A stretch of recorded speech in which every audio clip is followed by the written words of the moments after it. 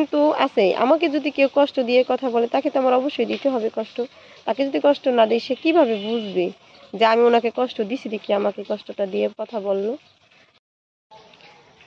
আসসালামু আলাইকুম, সবাই কেমন আছেন? আশা করি ভালো আছেন। যে যেখানে আছেন সুস্থ আছেন, আল্লাহ তাআলার অশেষ রহমতে আমরা ভালো আছি। প্রতিদিনের মতো নিয়ে আসলাম নতুন একটি ব্লগ। অনেক দিন পরে, প্রায় সপ্তাহ হয়ে গেছে মনে হয় একটা ব্লগ ছাড়ছিলাম এর আগে, তো ভিউ হয় না, তার কারণে হলো আমি ব্লগ ছাড়ি না, এখন ভালো লাগে না ছাড়তে। তো আজকে মনটা খুবই খারাপ লাগতেছে, মনটা অসহায় অসহায় মনে হইতেছে, কেন জানি না কিসের জন্য অসহায় লাগতেছে। মার সাথে 2 দিন যাবৎ কথা হচ্ছে না। দুপুরবেলা ভাবছিলাম একটু কথা বলবো, তাহলে হয়তো ভালো লাগতে পারে, কিন্তু কারেন্ট নাই, কথা বলতে পারলাম না। তো কিছু কিছু মানুষের কথায়, কাজে, ব্যবহারে হলো মনের ভিতরে খুবই কষ্ট লাগে আর কষ্ট পাই আমি। তো কি কারণে যে আমার মনটা এত অসহায় লাগে আমি নিজেও তো কোথায় যেন কথা রাখছি মনে নাই। তো কথা রাখছি হলো যে কিছু কিছু মানুষের কথায়, কাজে, ব্যবহারে খুবই কষ্ট পাই আমি আর কষ্ট লাগে যে কিভাবে মানুষ কথাগুলি বইলা ফেলায়, একবারও চিন্তা ভাবনা করে না যে এ কথাটায় মানুষ কষ্ট পাইতে পারে, এরকম কোনো চিন্তা নাই। তো চিন্তা যদি এরকম থাকতো তাহলে কিন্তু এরকমভাবে কথা বলতে পারে না কেউ। অনেক মানুষই আছে, মানুষের সাথে মানুষ না মিশলে কিন্তু বুঝতে পারে না। অনেকের সাথে মিশছি, অনেকের কথা ধারণ ও আমি বুঝছি যে কে কোন ধরনের কথা বলতে পারে আর কে কোন ধরনের কথা করতে পারে, এটা আমার জানা হয়েছে এখন, আগে জানছিলাম না। তো মানুষের সাথে না চললে, না মিশলে কিন্তু এটা বোঝা যায় না। তারপরও কিছু কিছু মানুষ আছে এরকমভাবে মানুষকে মানুষ আঘাত দিয়ে কথা বলে, আগে ছিলাম কি এখন হয়েছি কি এই কথাটা একবারও ভাবে না যে আমি সামনে হব কি, আল্লাহ কখন কাকে কোন রকম বানায়, কেমন বানায়, এটা কিন্তু কেউ জানে না, তাই না? এটা একমাত্র উপর আল্লাহই জানে। আমি যাই করি না করি আল্লাহর নাম আমার নিতে হবে, যে এখন আমি কেমন আছি, আলহামদুলিল্লাহ ভালো আছি, আল্লাহকে শুকরিয়া আদায় করে তারপর আমার বলতে হয়। কিন্তু কিছু কিছু মানুষ আছে আল্লাহর নাম মুখে নেয় না, না নিয়ে সে অনেক রাজা হয়ে গেছে, সে অনেক কুটিপুতি হয়ে গেছে, নিজের থেকে নিজের এরকম একটা অনুভূতি, 5 জনে তাকে কি বলল না বলল ওইটা তার ভাইবা লাভ নেই, ভাবার সময়ও নেই। এরকম অনেক মানুষ আছে দুনিয়াতে, দেখতেছি চোখের সামনে যে এরকম কিছু কিছু মানুষ আছে, মানে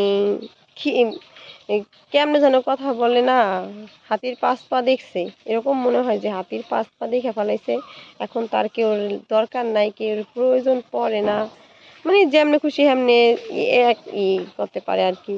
এরকম অনেক মানুষ আছে, দেখি চোখের সামনে, অনেক ভাব নিয়ে চলতে চায়, কুটিপুটি, ব্যাংক ব্যালেন্সের টাকা দেওয়া ভইরা গেছে, আবার টাকা লাগে জানি পিছে ওঠাইকা গেছে, এরকম মনে হয়। তো আল্লাহ না করুক ওরকম যেন কখনো না বানায়। আল্লাহর কাছে বলি, আল্লাহ তুমি আমাকে টাকা পয়সা দাও, আমি সবাইকে, গরিব যারা আছে তাদেরকে আমি যেন সহযোগিতা করতে পারি। আর আমি যেন কারো মনে কোনো সময় আমার টাকা আছে, আমার অর্থ আছে, আমার সম্পদ আছে এরকম বড়াই নিয়ে কথা না বলি, কারো মনে আঘাত দিই, আমার কথায় যেন কেউ কষ্ট না পায়। কিন্তু আছে, আমাকে যদি কেউ কষ্ট দিয়ে কথা বলে তাকে তো আমার অবশ্যই দিতে হবে কষ্ট। তাকে যদি কষ্ট না দিই সে কীভাবে বুঝবে যে আমি ওনাকে কষ্ট দিছি দেখি আমাকে কষ্টটা দিয়ে কথা বললো। তাকে অবশ্য কষ্ট দিয়ে কথা বলতে হবে।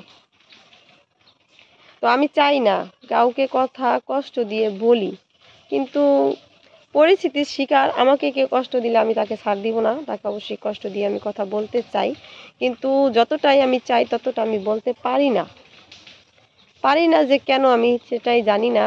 আমার বিবেকে কেমনও যেন বাধা দেয়।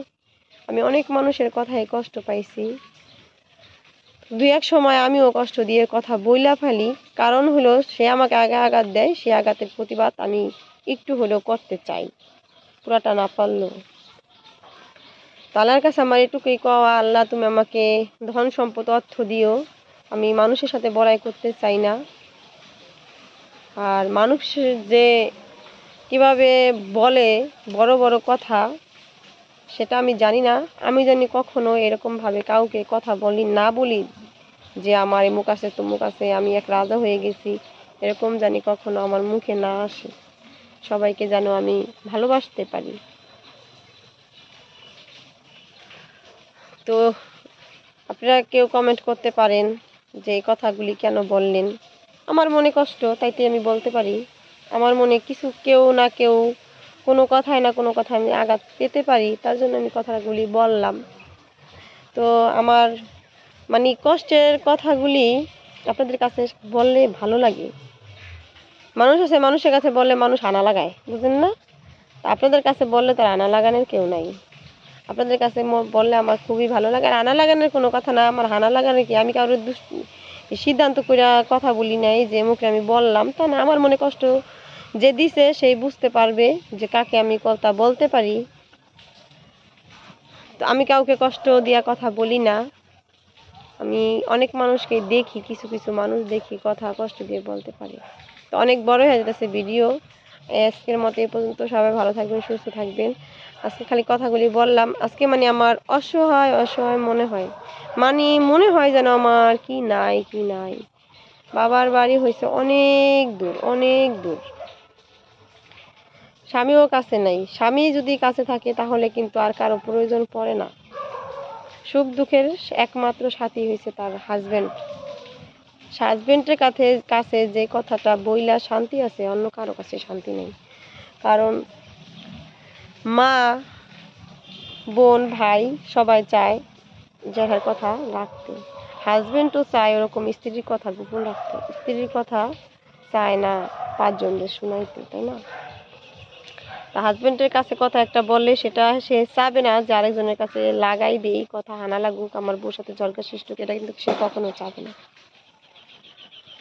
তো হাজবেন্ড থাকে বিদেশে, যদিও কত কথা বলি, বললেও শান্তি লাগে না। কাছে থাইকা যে কথাটা বলার শান্তি, দূরে দূরে বৈশা কিন্তু ওই শান্তিটা নাই। তো এই জন্য আজকে আপনাদের কাছে কথাগুলি শেয়ার করলাম। কিছু মানুষ আমাকে অনেক কষ্ট দেয়, কষ্ট দিয়ে কথা বলে, সেই জন্যই বললাম আপনাদের। আমি চাই না কষ্ট দিয়ে কাউকে কথা বলতে। তো এই পর্যন্তই আজকে। দেখতে থাকুন আজকের ভিডিওটি।